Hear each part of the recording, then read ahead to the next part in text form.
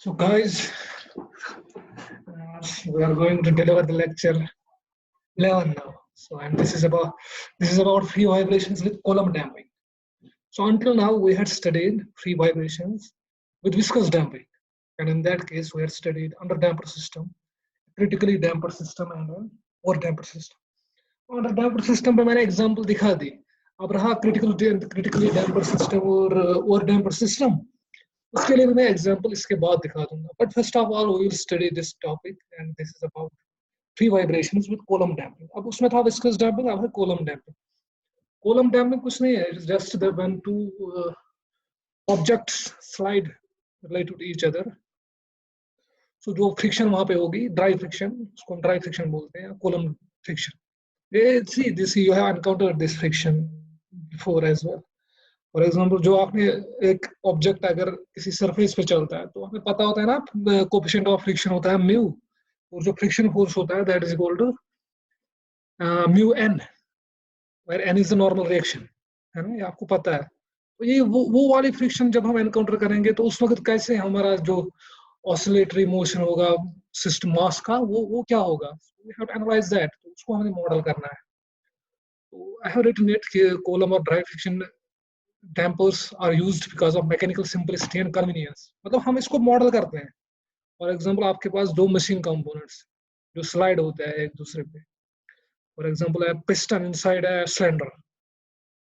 वहां पे उसको आप मॉडल कर सकते हैं एज ड्राई फ्रिक्शन. तो आप मान सकते हैं कि उनका जो कोएफिशिएंट ऑफ फ्रिक्शन है वो म्यू है, and then you will model the vibrations as Coulomb damping. So where components slide related to each other, dry friction is inherently present. है ना, dry friction present होता है हमेशा. So the simplest case involved is shown in Fig 1. इसमें यहाँ पे एक surface है जिसमें एक स्प्रिंग मास सिस्टम, उसके ऊपर होता है मास इस सरफेस पे. Once this system is disturbed, तो जो आपकी वाइब्रेशन है it will start vibrating. See, अगर हमने जब स्प्रिंग मास सिस्टम को एनालाइज किया तब हमने इस सरफेस की वजह से जो फ्रिक्शन था उसको निगलेक्ट किया था, लेकिन अब हम इस वक्त उसको लेंगे, है ना. तो सरफेस की फ्रिक्शन क्या होगी, so that will be mu N, है ना, वो मैं दिखा दूंगा आगे.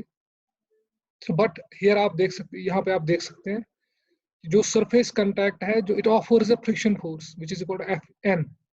N is a normal reaction. Normal reaction इस केस में होगा सिंपली बराबर एम जी के, है ना. So normal reaction will be simply equal to weight of this body which has a mass m. So this friction will oppose the motion. For example, अगर ये motion यहाँ पे इस मास की मोशन राइट साइड की तरफ होगी तो फ्रिक्शन फोर्स होगा लेफ्ट साइड. इसी तरह जब ये लेफ्ट साइड जाएगा तो फ्रिक्शन फोर्स होगा right side. So friction force in this case will change direction, है ना. सी इसमें आप देख सकते हैं जो फोर्स है, force is due to friction. Earlier it was due to the viscous damping, and उसमें वो वेलोसिटी पे डिपेंड था. इसमें वेलोसिटी पे डिपेंड नहीं है, और उसमें उसकी डायरेक्शन चेंज नहीं होती थी. That would always oppose the motion. इस केस में क्या होता है, जब ये राइट डायरेक्शन में होता है तो friction force will be towards left, जब ये राइट डायरेक्शन की तरफ मूव करेगा. जब ये लेफ्ट डायरेक्शन की तरफ मूव करेगा, so the friction force will be in the right direction, है ना. See you all already know it कि जो फ्रिक्शन फोर्स है it opposes the motion. See this topic is a bit involved means ये थोड़ा बहुत difficult, इसकी level of difficulty a bit higher than other topics है. तो आप I want you to focus completely on this. तो आप इसमें सब कुछ समझ लीजिएगा तो तभी जाके आपको समझ आ जाएगा. बट बहुत इजी भी है if you just concentrate. So there is F is equal to mu n. This force F equal to mu n is due to the surface, and this is the friction force. ये friction force किस पे apply होगा, mass m पे, है ना. This is applied on mass m because mass m is in contact with the surface. तो हमारी problem जो मैंने लिखा है, और problem is to model the vibrations of the above spring mass system taking in consideration the friction force offered by the surface. So this is quite obvious. So we will take the spring mass system of figure 1. जो figure 1 में है ना ये spring mass system, इसी को हम model करेंगे. And we will take the coefficient of friction between the mass and the surface to be equal to mu. And we will also consider the normal reaction to be equal to n. And n will be equal to mg. तो मैं इसको n ही रखूंगा throughout the course of this topic. But in the back of your mind, you will know that n is equal to mg. So let's as usual the system is disturbed by giving, हाँ हम system को क्या करेंगे, we will give it some initial conditions, है ना, इसको पहले disturb करेंगे ना, तभी तो ये मोशन में आएगा. फिर जब ये मोशन में आएगा, we will consider it as free body diagram and then subsequently develop the equation of the motion and then subsequently find the solution to that equation of motion. तो इसकी इक्वेशन ऑफ मोशन होगी, वो भी differential equation होगी ना, और उस differential equation का जो सोल्यूशन होगा वही इस सोल्यूशन इस सिस्टम का रिस्पॉन्स होगा. तो वही तो हम करते हैं, हम हर वाइब्रेटरी सिस्टम में वही करेंगे. पहले उसकी इक्वेशन ऑफ मोशन निकालेंगे और फिर उसकी इक्वेशन ऑफ मोशन जो होगी वो होगी डिफरेंशियल इक्वेशन, और फिर उस डिफरेंशियल इक्वेशन का सोल्यूशन ढूंढ लेंगे और फिर उसको इंटरप्रेट और एनालाइज करेंगे. So this is our work throughout this course, है ना. So मैं लिखूंगा, मैंने लिखा है as usual the system is disturbed by giving it some initial conditions and the vibrations thus produced are analyzed. वही मैंने लिखा है ना. The supreme force acting on mass m is as usual equal to minus k x, where x is the displacement. So minus k x, x is the displacement. अब x क्या है, displacement है, right side की तरफ है positive, left side की तरफ negative. And the friction force is mu n. Friction force है mu n, but इसकी direction change होगी, है ना, we know it. मैंने बताया ना पहले ही तो. So friction force mu n is dependent on the direction of velocity. Means when mass m is moving towards right, friction force will be towards left and vice versa. तो इसकी वजह से जब फ्रिक्शन फोर्स की direction change होगी, इसकी वजह से हमें दो केसेस मिल जाएंगे, मतलब हमें दो इक्वेशंस डेवलप करनी पड़ेगी. मैं बता दूंगा क्यों. सी, यहाँ पे मैंने स्प्रिंग मास सिस्टम लिया, यही जो फिगर 1 में था. तो मान लो mass is moving towards right and x is positive, मतलब जो हमारा मास है, अब हमने इसको डिस्टर्ब किया, मोशन सेट हो गई. हम इक्वेशन ऑफ मोशन निकालते हैं at any time when the motion is in progress. तो मान लो मोशन प्रोग्रेस में स्प्रिंग मास सिस्टम की, तो जो हमारा सिस्टम है इट्स मूविंग टुवर्ड्स राइट, मतलब जो हमारा सिस्टम है, जो ये एक्स, ये ना मास एम है, नॉट एक्स, एक्स तो है ही पॉजिटिव राइट साइड. तो जब ये मूव कर रहा है राइट की तरफ, और अब जब ये मूव कर रहा है राइट की तरफ, तो उस वक्त लेकिन एक्स पॉजिटिव है, इसका मतलब हो गया ये मीन पोजीशन के राइट साइड में होगा. सी, मैंने इसलिए लिखा है कि एक्स इज पॉजिटिव. अब मास तो हमारा राइट की तरफ मूव कर सकता है और उस वक्त एक्स नेगेटिव भी हो सकता है. मान लो जो हमारा मास है, जो m है, it is on the extreme left side and it is moving towards right. तो उस केस में x पॉजिटिव भी हो सकता है और नेगेटिव भी, लेकिन मैंने लिया है x is positive. It means कि जो मास m है, it is towards the right and it is towards the right with respect to the mean position. With respect to the mean position, ये right side, मतलब यहाँ पे होगा, जहाँ पे कर्सर है ना, यहाँ पे होगा मूव इस वक्त. तो उस वक्त मैंने फ्री बॉडी डायग्राम बना ली, यहाँ पे आप देख सकते हो फ्री बॉडी डायग्राम है. तो x is mass m towards right and x is positive. तो x डॉट है यहाँ से, this is x dot, velocity मतलब राइट साइड की तरफ है. और जो kx है, स्प्रिंग फोर्स, उस वक्त लेफ्ट साइड होगा ना, because spring will be stretched.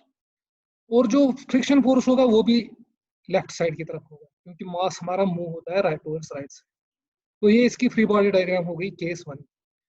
अब सपोज अब मोशन हमें प्रोग्रेस में है, तो ये था जब ये मूव कर रहा था राइट साइड.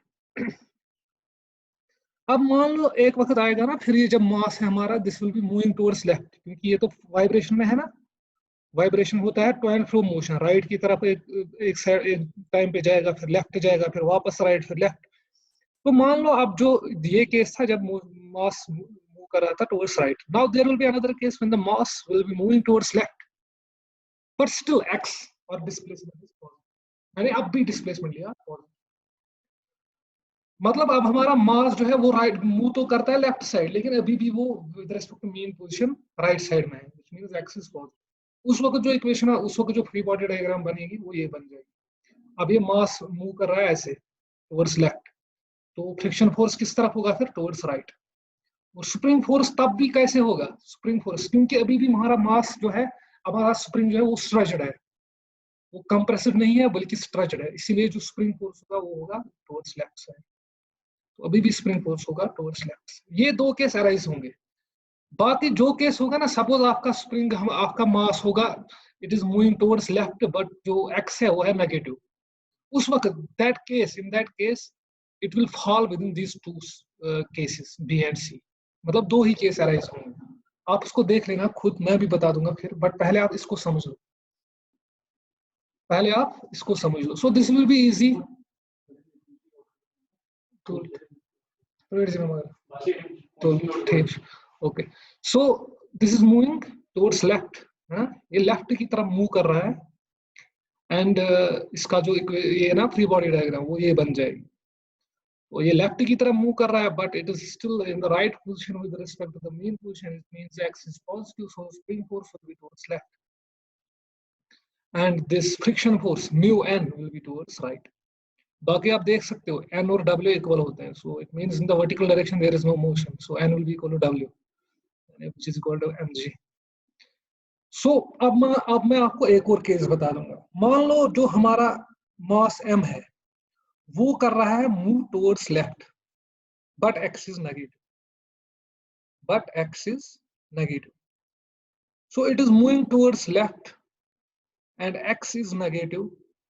उस वक्त क्या होगा बताओ? उस वक्त क्या होगा? उस वक्त क्योंकि आप बता नहीं सकते तो इसीलिए मैं ही बता दूंगा. वो जब मास हमारा मूव करेगा towards left and x is negative, which means the spring is compressed, which also means the mass m is towards left with respect to mean position. तो उस वक्त क्या होगा? जो आपका स्प्रिंग फोर्स होगा that will be towards right, and जो आपका ये इसको क्या बोलते हैं फ्रिक्शन फोर्स होगा that will also be towards right. So वो केस बन जाएगा आपका केस बी. क्योंकि केस बी इसलिए बन जाएगा फ्रिक्शन फोर्स और स्प्रिंग फोर्स एक ही डायरेक्शन में है. हाँ ऑब्वियसली उस केस में वो टुवर्ड्स लेफ्ट होंगे बट एक ही डायरेक्शन में है ना, तो इक्वेशन ऑफ मोशन आपको सेम आ जाएगी जो केस बी की आ जाएगी, वो हम आगे देखेंगे. इसी तरह मान लो आपका मास अब मूव कर रहा है towards right, but the mass is still in the left side with respect to the main position, which means x is negative and the spring is compressed, but it is moving towards right. तब क्या होगा? तब आपका जो mu N होगा that will be towards left, और जो आपका ये है spring force will also be towards left. So that will be again case B. देखो उस वक्त exactly case B होगा जब x डॉट नेगेटिव होगा, नहीं जब x नेगेटिव होगा और x डॉट पॉजिटिव होगा. तो मैं ये एक्चुअली आप इसको एनालाइज कर सकते हैं. इसमें 4 केस एक्चुअली बनते हैं, लेकिन जो 4 केस होते हैं वो 2 and 2 आर इक्विवेलेंट, इसलिए 2 ही केस है. तो थोड़ा बहुत आप कंफ्यूज होंगे, लेकिन ये कंफ्यूज होने की जरूरत नहीं है. मैंने बता दिया अभी, अगर x नेगेटिव होगा और x डॉट पॉजिटिव होगा तब जो हमारा स्प्रिंग फोर्स होगा that will be towards left, क्योंकि स्प्रिंग कंप्रेस्ड है. नहीं, that will be towards right. Spring compress होगा तो force will be towards right, sorry. So spring compress होगा तो that will be towards right, और जो म्यू एन होगा that will be towards left. तो वो भी बन जाएगा केस सी. उस वक्त जो mu N will be towards, mu N और के एक्स की डायरेक्शन चेंज हो जाएगी as shown in the figure C, but that will again be case C. Why? उस वक्त भी इक्वेशन ऑफ मोशन वही बन जाएगी जो केस सी की होगी. तो मैं ये कहना चाहता हूँ 2 ही केस बन जाते हैं, ठीक है ना. This can be easily seen. आप इसको बुक पे भी देख सकते हैं. आप अगर आपको भी कंफ्यूजन है तो आप मुझे बता सकते हैं. हो सकता है कि आपको कंफ्यूजन होगा, बट दैट्स नॉट रेलेवेंट. वो ज्यादा बड़ा कंफ्यूजन नहीं है, क्योंकि अगर आप इसको फ्री बॉडी डायग्राम को समझ पाए ना कैसे है, जब x डॉट पॉजिटिव है तो mu N will be negative and K x will be in the negative direction as well. So and if the x dot is negative mu N will be towards right and K x will be towards left, because x in this case is still positive.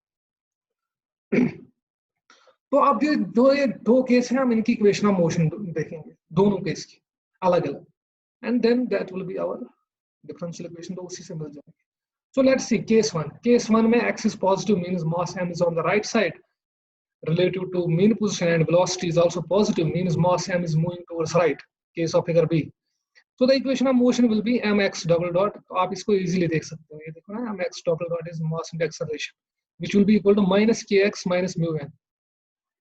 Minus के x इसलिए because ये case 1 के लिए minus के x इसलिए because K x is directed towards right left and mu N is also directed towards left. So they are in the negative direction, इसलिए दोनों negative होंगे. तो ये बन गई इसकी equation of motion mx double dot plus के x equal to mu minus mu N. जो ये डिफरेंशियल इक्वेशन बन गई ना इन terms of x and time t, see x double dot is d square x by dt square. So the above equation admits the following solution. जो ऊपर वाली equation है ना, ये नॉन लीनियर इक्वेशन है. विस्कस डैम्पर में तो linear equation बनती थी, अब इसमें बनती है नॉन लीनियर डिफरेंशियल इक्वेशन. तो इसका जो सोल्यूशन है आप उसको बाय ट्रायल मेथड देख सकते हैं. It's given in the standard books, that's why I have written it as such. इसका जो इक्वेशन, इसका जो सोल्यूशन होगा ना इस इक्वेशन 1 का, that will be x of t is equal to a1 cos omega nt plus a2 cos sin omega nt plus minus mu n by k. तो ये इसका सोल्यूशन है किसका, इक्वेशन 1 का, यानी केस ए का. Omega n as usual is equal to under root k by m. a1 and a2 are constants to be determined from initial conditions. तो ये निकली एक इक्वेशन किस केस के लिए, केस ए के लिए. केस बी के लिए अलग इक्वेशन होगी, वो भी यही होगी, उसमें प्लस का यहाँ पे प्लस आ जाएगा जस्ट. सो वो हम देखेंगे आगे. But please understand this x of t as usual is the solution of equation 1. तो इसमें एडिशनल क्या है, माइनस म्यू एन बाई के.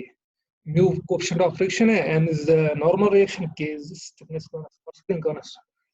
अब जो इसमें a1 और a2 आता है ना, they are constants to be determined from initial conditions.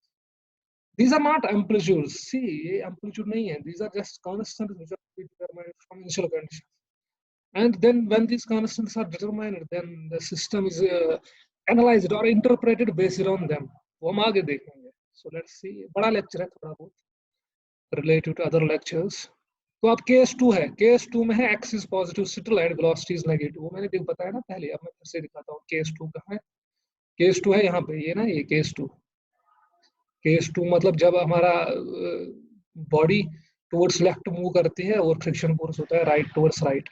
इस केस के लिए क्या होगा, इक्वेशन ऑफ मोशन क्या बन जाएगी, तो आप देख लेंगे. x is positive still and velocity is negative, means mass m is in the right position, but still it will be right position में, but moving towards left. The equation of motion is, अब इस case में spring force is again towards left, तो minus होगा, but friction force towards right, वो positive होगा, इसलिए मैंने लिखा है प्लस म्यू एन माइनस के x equal to m x double dot. आपको क्या ना प्लस माइनस में चेंज जस्ट, बट ये चेंज बहुत बड़ी होती है इससे, मतलब this has significance this change. So m x double dot plus के x is equal to mu N. ये दूसरी इक्वेशन बन जाएगी दूसरे केस की. तो इस इक्वेशन का भी सोल्यूशन वैसा ही है, लेकिन वो यहाँ पे है माइनस, नहीं प्लस है यहाँ पे. इस केस में यहाँ पे है प्लस, उस केस में था ना माइनस, यहाँ पे है plus mu N by K. This will be our equation B. So इसका भी सोल्यूशन वैसे ही है. मैंने अब यहाँ पे लिखा है ए वहां था a1 और a2, यहाँ पे लिखा, अब मैंने ये डिफरेंट कॉन्स्टेंट्स होंगे ना, तो a3 और a4, a3 and a4.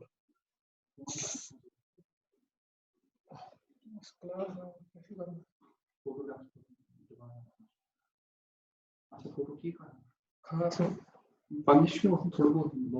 Mithi थी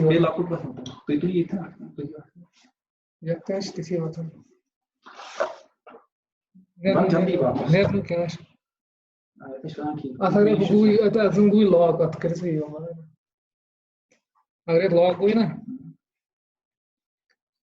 अगर लॉग हुई अच्छी है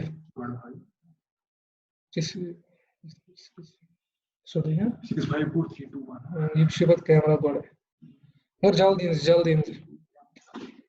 So x of t in this case will be a3 cos omega nt plus a4 sin omega nt plus mu n by k. बिल्कुल वैसा है जैसा उस इक्वेशन का था, लेकिन यहाँ पे अब प्लस है, और a3 और a4 दूसरी कांस्टेंट्स है. Omega n is under root k by m. So equation 1 and 2 can be, हाँ, अब जो हमने दो इक्वेशंस लिखी ना केस a और केस b के लिए, उनको हम कंबाइन भी कर सकते हैं by using a special function called signum function. इसको हम सिग्नम फंक्शन बोलते हैं. तो इसको हम, उस सिग्नम फंक्शन को हम डिफाइन करते हैं ऐसे. See, defining a certain function is up to us. जैसे आप delta Dirac delta function define करते हैं, या एक स्पेशल फंक्शन डिफाइन करते हैं, मॉडुलस फंक्शन या एनी फंक्शन. तो in the same way signum function is defined by signum x. ये सिंपल फंक्शन है. Signum of x dot equal to 1 अगर x डॉट होगा ग्रेटर देन 0, अगर x डॉट 0 है तो ये 0 है, अगर ये -1, अगर x डॉट लेस देन 0 है तो -1. फिर इसकी वजह से हम इनको कंबाइन कर सकते हैं.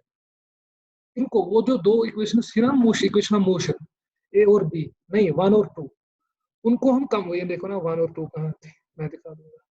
ये है 2 और ये है 1। अब ये अलग अलग इक्वेशन है ना, 1 और 2, 1 और 2, इनको हम कंबाइन कर सकते हैं बाय यूजिंग, मतलब हम इनको इकट्ठे लिख सकते हैं by using signum function. Signum function कुछ नहीं है, सिग्नम फंक्शन है, सिग्नम फंक्शन का वैल्यू होता है 1 या -1 या 0, मतलब इसका सिर्फ इसके स्टेप वैल्यूज होते हैं। ये फंक्शन ऐसी है कि इसके स्टेप वैल्यूज है। अगर फॉर एग्जांपल आपका सिग्नम ऑफ y देखना है, signum y is equal to 1, मतलब सपोज आपका y है वैल्यू, y में आर्बिट्री बोल रहा हूँ एक्चुअली, यहाँ पे मैंने x डॉट लिखा है, y भी ले सकते हैं, x डॉट ही लेंगे क्योंकि x डॉट में आएगा ये वेलोसिटी में। तो सपोज आपका सिग्नम ऑफ y देख रहे हैं, सपोज आपका y का वैल्यू है 5, सिग्नम ऑफ 5, 5 क्या है, 5 is greater than 1, greater than 0, तो सिग्नम 5 होगा 1, सिग्नम 10 भी होगा 1, signum 10, 11, 12, 13 will be always equal to 1। इसी तरह signum of -1, -2, -3, -5 will be always equal to -1। इसी तरह signum of 0 will be always 0। Signum function का जस्ट यही मतलब है, ये कुछ नहीं है। और तो इसको अगर हम कंबाइन करेंगे, मतलब कंबाइन कर सकते हैं सिग्नम फंक्शन से, ये देखो ऐसे। फॉर एग्जाम्पल आप मान लो एक्स डॉट इज पॉजिटिव, मतलब आपकी वेलोसिटी पॉजिटिव है, तब सिग्नम एक्स डॉट क्या आएगा 1। तो इक्वेशन ऑफ मोशन क्या बन जाएगी, m x dot plus mu m g plus के एक्स विच इज इक्वेशन 1, बन गई ना। इसी तरह मान लो आपका एक्स डॉट है नेगेटिव, तो सिग्नम एक्स डॉट क्या आएगा माइनस, तब क्या होगी equation of motion, m x double dot minus mu m g plus के एक्स इक्वल टू 0। ये सिंपल है, जस्ट उन दो इक्वेशंस को हम एक ही इक्वेशन से ऐसे लिख सकते हैं, but it's an arbitrary step, ये आप ओमिट भी कर सकते हैं, मैं ये जस्ट बता दिया। अब जो हमारी इक्वेशन 3 है वो है non linear and is a single representative of equations 1 and 2, मतलब ये सिग्नम फंक्शन में मैंने लिखा ना, ये रिप्रेजेंटेटिव है 1 और 2 का। जो 1 और 2 अलग अलग इक्वेशंस थी ना, उनको हम इकट्ठे लिख सकते हैं by using the signum function, just that. अब जो इक्वेशन 3 है, यानी जो सिग्नम फंक्शन में लिखी, इसका एनालिटिकल सॉल्यूशन पॉसिबल होगा तभी जब हम टाइम एक्सिस को डिवाइड करेंगे दो हिस्सों में डिपेंडिंग ऑन वेलोसिटी। क्यों?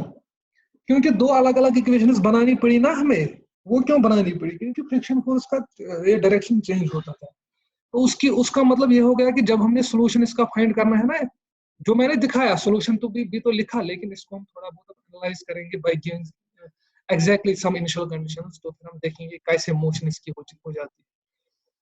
तो मैं कह रहा हूँ इसको हमें दो केसेस में एनालाइज करना है, तो वही हम करेंगे। इन दो केसेस को अलग अलग से एनालाइज कर सकते, इकट्ठे हम नहीं कर सकते सिग्नम फंक्शन को। ये जो सिग्नम फंक्शन में मैंने लिखी ना डिफरेंशियल इक्वेशन, इसको एक ही इक्वेशन में सॉल्व नहीं कर सकते एनालिटिकली। हाँ, एनालिटिकली का मतलब पता है क्या हुआ? एनालिटिकली का मतलब हो गया when a given differential equation has solution, जब इसका सॉल्यूशन होगा as such in terms of a function. दूसरा होता है न्यूमेरिकल सॉल्यूशन। न्यूमेरिकल सॉल्यूशन हो गया वो सॉल्यूशन जो एक पर्टिकुलर टाइम डोमेन या इंडिपेंडेंट वेरिएबल डोमेन में हम डिफाइन करते हैं, बहुत कम डोमेन में। वो न्यूमेरिकल सॉल्यूशन होता है, वो होता है एग्जैक्ट नहीं होता है, वो होता है एक्चुअली दैट वो होता है true up to certain accuracy, है ना। उसको एक्चुअली जो न्यूमेरिकल सॉल्यूशन होता है वो, अगर कोई डिफरेंशियल इक्वेशन जिसका एनालिटिकल सॉल्यूशन, जिसका एक फंक्शनल सॉल्यूशन नहीं होता है, वो उसका होता है न्यूमेरिकल सॉल्यूशन। तो there are various numerical techniques, तो हम वो नहीं पढ़ते हैं इस वक्त। इस वक्त हमें चाहिए सिर्फ एनालिटिकल सॉल्यूशन, तो हम एनालिटिकल सॉल्यूशन देखेंगे। जी हाँ, वही फिर ये थी क्या, क्या, तो हम देखेंगे analytical solution. But before that, अब तक मैंने इसको इनिशियल कंडीशन नहीं दी थी कॉलम डैम्पर सिस्टम को, अब मैं दूंगा। तो उसकी वजह से क्या होगा, आप सिस्टम को पूरी तरह से एनालाइज कर सकते हैं। आप देख सकते हो कि एक साइकिल में कितना एम्पलीट्यूड होता है, डिक्रीज होता है, इंक्रीज होता है। ऑब्वियसली डिक्रीज ही होगा, तो वो डिक्रीज कितना होगा वो हम देख लेंगे, और जो फंक्शन है हमारी, जो इसका सोल्यूशन है वो कैसा होगा।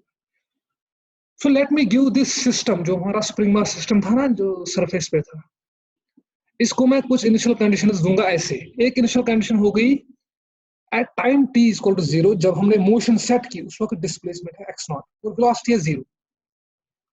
इसका मतलब क्या हो गया? इसका मतलब हो गया जो मेरा स्प्रिंग मास सिस्टम है ना, ऊपर ऊपर जो मैं दिखा दूंगा, ऐसे दिखाने की जरूरत नहीं है बट अब भी मैं दिखा दे रहा हूँ। हाँ, यहाँ पे जो स्प्रिंग मास सिस्टम है ना, इसको मैंने पहले राइट साइड खींचा by distance of x0। Then I left it, फिर मैंने इसको जस्ट लेफ्ट किया और मोशन स्टार्ट हो गई. तो these are the initial conditions, as simple as that. तो वही मैंने लिखा है इन मेथड, इन इसको क्या बोलते हैं, through a set of two equations, x of t equal to 0 is x naught and x dot of t equal to 0 is 0. See, these are initial conditions and they can be physically interpreted, है ना. जैसे कि मैंने इनको अभी interpret किया कि इनको अगर हम इसको मास को हम खींचेंगे right side by distance of x not और फिर उसको छोड़ेंगे with zero velocity, so those will be the initial conditions given by these two equations. तो अब हम इस इनिशियल कंडीशंस पे हम देखेंगे कि हमारा सिस्टम कैसे बिहेव करेगा. एग्जैक्टली वही हम देखेंगे. लिखा है मैंने ऑसिलेट कैसे क्या होता है. हाँ, then left oscillate also it means motion starts from right to left. हाँ, अब जब हमने इसको राइट तरफ खींचा फिर छोड़ा तो इसका मतलब मोशन स्टार्ट हो गई ना यहाँ से. ये देखो, इसको यहाँ bye distance of x not खींचा फिर छोड़ा जस्ट. तो एक साइकिल को हम एनालाइज करेंगे. सी मैंने यहाँ पे a full cycle of vibration is when mass m comes back to the extreme right pulse. ये थी इनिशियल कंडीशन. यहाँ पे मास m को खींचा by distance of x naught and then we left it. अब ये ऐसे मोशन स्टार्ट करेगा कुछ ऐसे ना, ऐसे मैं बता देता अगर प्रैक्टिकली प्रेजेंट होते, but this is a virtual class, so this will move from right to left and then back to right then back. कितने वाइब्रेशंस होंगे वो हमें नहीं पता, बट एक वाइब्रेशन हो गई जब ये मास m पहले यहाँ से स्टार्ट करेगा टुवर्ड्स लेफ्ट, फिर वापस आ जाएगा उसी राइट साइड की एक्सट्रीम पोजीशन पे. तो वो हो गया एक साइकिल. तो वो एक साइकिल में दिखा दूंगा आगे. सो x not is the initial displacement. मान लो x1 be the amplitude after half cycle and x2 be the amplitude after full cycle. हाँ, ये मैं बता दूंगा. ये देखो, खींचा इसको x1 फिर छोड़ा, फिर जब इसको छोड़ा इसकी जो एक्सट्रीम लेफ्ट पोजीशन होगी वो होगी ये. और उस वक्त एम्पलीट्यूड क्या होगा, ये मीन पोजीशन में मैंने ये लाइन डाल दी है, this is the mean position, equilibrium position. उस वक्त मान लो डिस्प्लेसमेंट है x1. ये डिस्प्लेसमेंट कब होगा, this is after a time period of one half cycle. One half cycle is 2 pi by omega N divided by 2 which will be pi by omega N. एक cycle कितना होता है, 2 pi by omega, है ना. एक cycle होता है 2 pi by omega. अब हाफ साइकिल कितना हो गया, पाई बाई ओमेगा, है ना.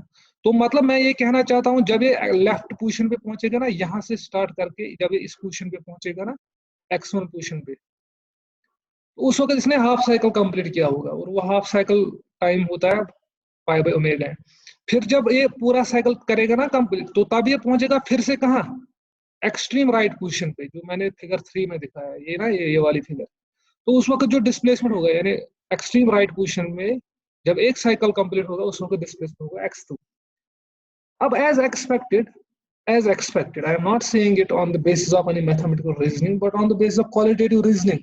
क्योंकि फ्रिक्शन है, इसका मतलब ये हो गया जो हमारा x2 होगा ना, वो होगा कम किससे, x1 से, और x1 कम किससे होगा, x0 से, है ना.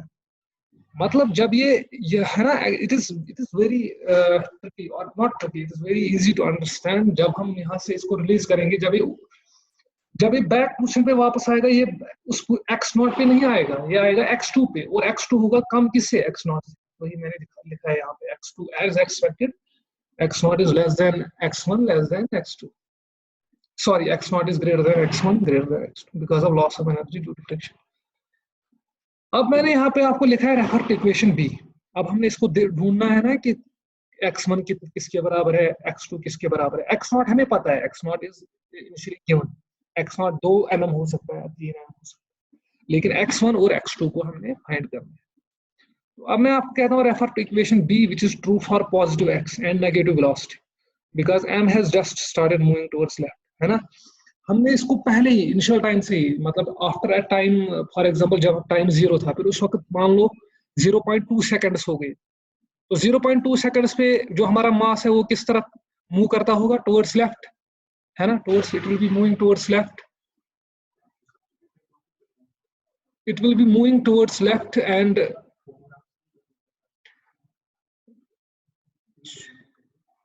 so it will be moving towards left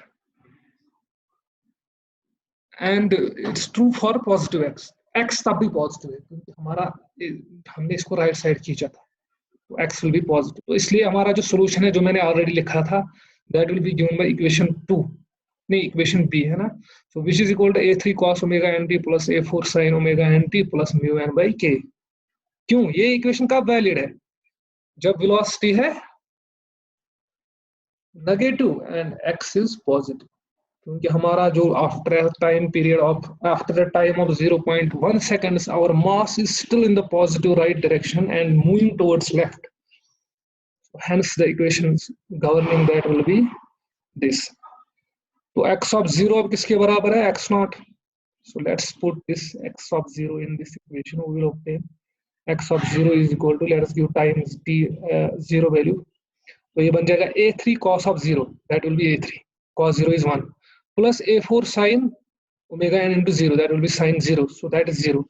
So that will be a4 into 0 plus mu n by k. तो इससे हमें कांस्टेंट्स मिल जाएंगे a3 और a4.